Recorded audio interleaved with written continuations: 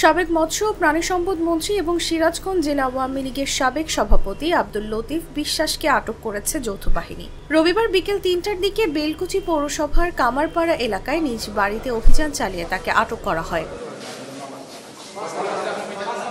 বেলকুচি থানার ভারপ্রাপ্ত কর্মকর্তা জাকারিয়া হোসেন জাগো নিউজকে বিষয়টি নিশ্চিত করেন। তিনি জানান, দুপুরে তার নিজ বাড়িতে অভিযান চালিয়ে লতিফ বিশ্বাসকে আটক করেছে যৌথ বাহিনী। এর আগে শনিবার রাত ৯টার দিকে এনায়েতপুর থানার খাজা ইউনুস আলী দরবার শরীফের ১১০তম উরুসে পৌঁছালে ১ নম্বর গেট এলাকায় লতিফ বিশ্বাসের গাড়ি অবরোধ করেন উত্তেজিত জনতা।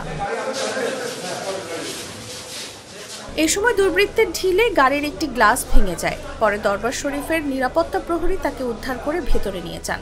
সেখানে তিনি কয়েক ঘন্টা অবরুদ্ধ ছিলেন বলে জানা গেছে।